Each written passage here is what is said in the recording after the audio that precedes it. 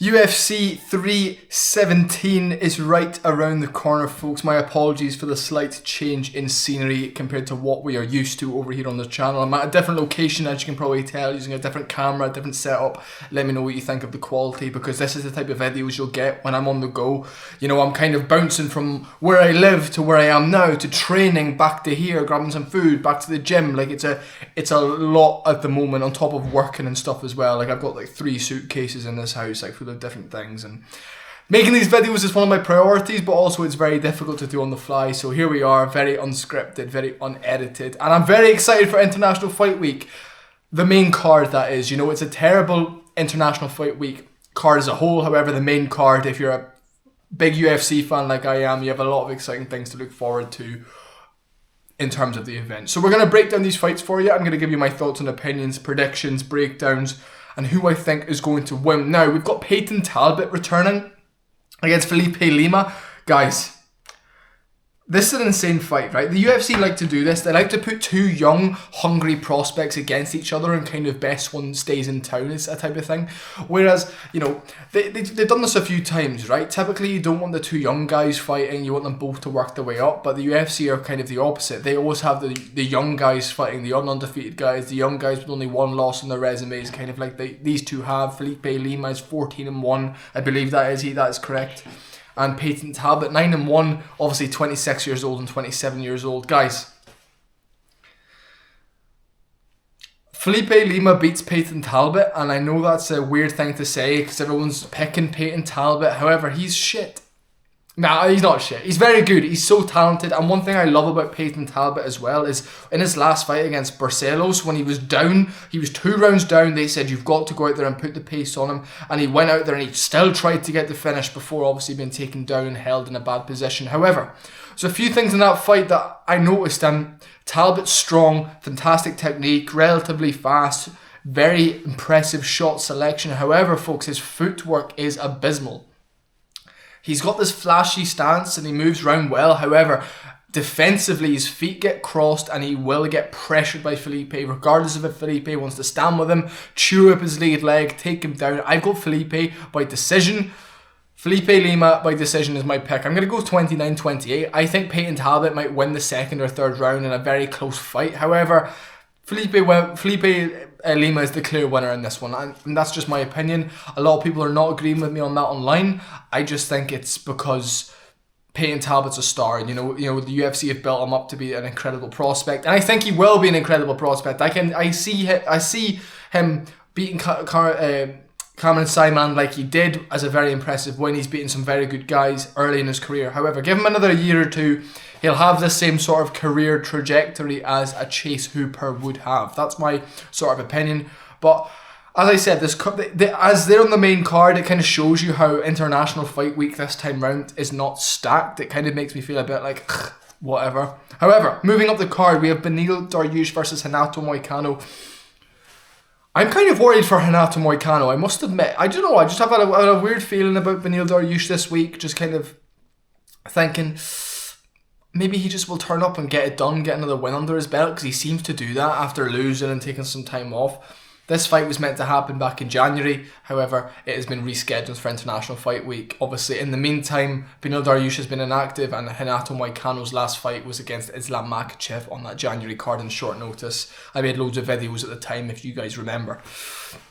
I'm going to have to go with Hanat Moicano. He's slightly younger. The age factor doesn't really play a huge matter in this one, though, because they're very similar in age. I think they're a few months apart. They're both like 37, 38. Similar styles. You know, they're good on the feet, but their grappling is their speciality. I think this is going to be a stand-up fight. I was thinking, okay, Hanato might try to take him down, but I don't see him getting a high single leg. I don't see him getting in the clinch and dragging him down like he did to Benoit Saint-Denis last September in Paris. I think Benil Darush will have a very low centre of gravity. Hanat Moicano will land a few good... I just think he'll be more busy. He'll be faster, more snappy, more busy. Benil Darush is going to come forward and wail on some punches, try to get his weight down on Moicano, drag him to the mat. I don't think that's going to happen. I'm going to say Moicano by decision as well. I don't see Hanat Moicano having enough tools in his arsenal to knock out Benil Dariush. We also don't see that in Moicano's game. He's not a knockout specialist, you know. Charles Oliveira struggled to put Benil Dariush away, but managed to find the button eventually. My opinion is, I'm going to say 30-27 Hanat Moicano, 3-10-9 rounds. I can see a lot of clinch against the cage. I can see some knees. I can see some good left hooks from Moicano. They're both very stationary. I feel like Benil Dariush will try a few big motions, and Moicano will get hit and clipped, but he will still win the rounds. That's kind of what I can foresee for that fight on the main card. To be honest, I don't think it's going to be fireworks. I don't think it's going to be like that. I think it'll be a solid fight though. It's going to be a solid fight that maybe should have been one to open the main card, but the fact that we've got Payton Talbot versus Felipe Luis opening the main card is a bit of a shame. However, that's what I think. I just also think I like Renato Moicano. I like Renato Moicano. I think my heart's in that prediction. Benil Dariush has been out for a very long time. He's had injuries. He's coming off some knockout losses. Just been his last fight was against Arman, where he got knocked out bad in a round. The same thing happened. I just think Benil Dariush is one of those guys where it's like, fuck, he probably could have deserved if you win this fight, you get a title shot next at one point in his career. And then he just has never managed to win the big fights. And I think this could just be one of these things where he gives a really good showing, but his time is done. And I think Renato Moicano gets back in the win column. And you can probably do Renato versus Dan Hooker next. Winner gets in a title elimination bout, something like that. But if Max Holloway gets through Dustin Poirier, you can do Holloway versus Hooker. You can give Max Holloway fun fights, potentially a Hanat Moicano if Moicano goes out there and gets one more by the end of the year. You can maybe do December Holloway versus Moicano. It was a really fun fight. Build Max Holloway up at lightweight. Let him get used to the lightweight frame, the lightweight pace. That's what I'm thinking. Now moving up the card, Brandon Royval versus the 23-year-old Joshua Van. Now obviously Joshua Van fought a few weeks ago. He got given this opportunity as Manel Kape has yet pulled out of another fight. I think this must be the 8th fight in the UFC he's pulled out of or has a cancellation. Like, it's just nuts. As much as I would love to say, oh, Joshua Van's going to get it done, when Joshua Van's last fight was going on, and then we had him at the Sphere card, he was there in December as well on the Ian Gary card, and I was sat there like, fuck, Joshua Van's so good.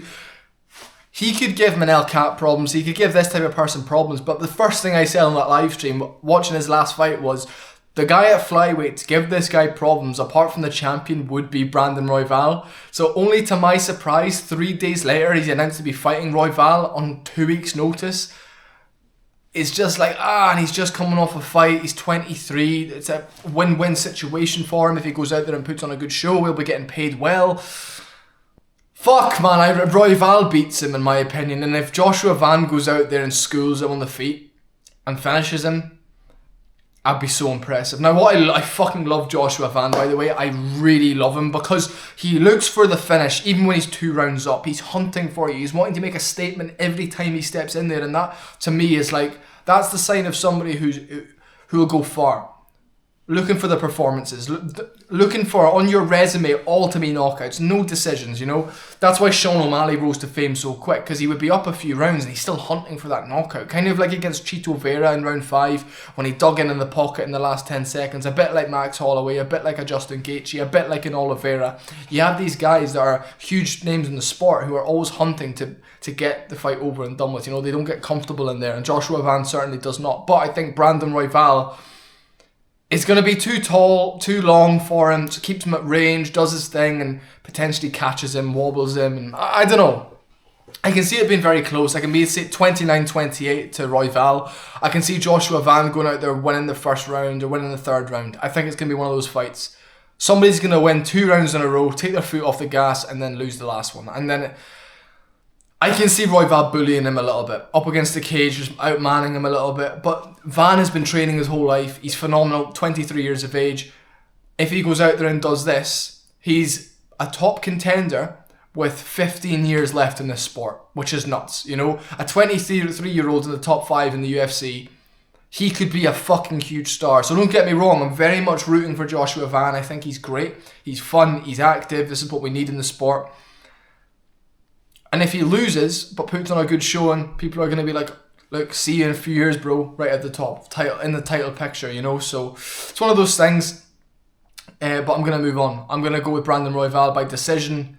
Another decision. I'm not seeing many finishes in these fights, guys. Yeah, this is not good. Moving on. Somebody who I do think will be finished is Kai Kara-France. Now we have Pentoia versus Kara-France in the co-main event flyweight fight.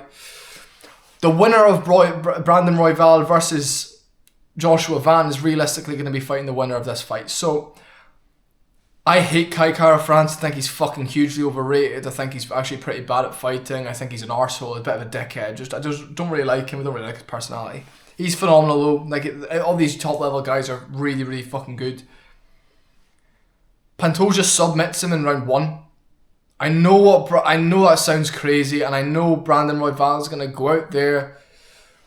Not Brandon Royval. Kai Kara-France is going to go out there looking to take his head off, patient for the first few minutes. I think I can see them engaging in the clinch. Pentoia getting a trip. Everybody going, whoa, he's got him down. Let's see what he can do from here.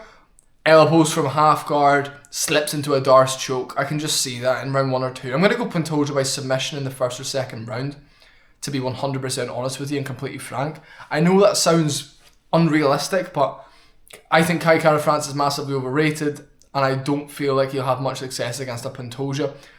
He can put your lights out at any time though, and he's very good at finding that shot, but I think Pentoia right now, his confidence must be through the roof. He does get hit, but I think he'll know as soon as you get that position, fucking capitalise on it, bud, and that's what he's going to go out there and do. So I'm going to go Pentoia by Darush in the second round, or like an anaconda choke, and Pentoia's trying to, and Kai Kara-France, I don't even know his fucking name, he's shit, trying to roll out of it, you know what I'm saying. But anyway guys, moving up the card to the big one.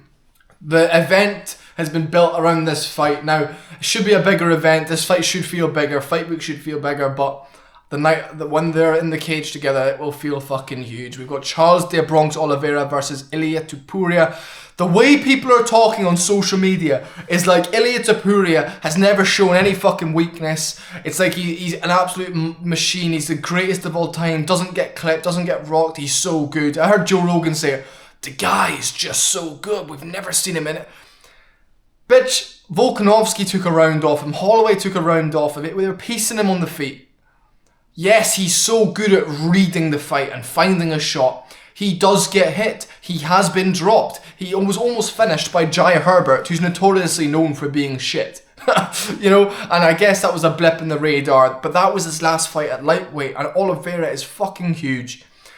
But Oliveira doesn't move his head. And it's true. He's been rocked every fucking fight. He doesn't move his head. He hasn't fought in a while.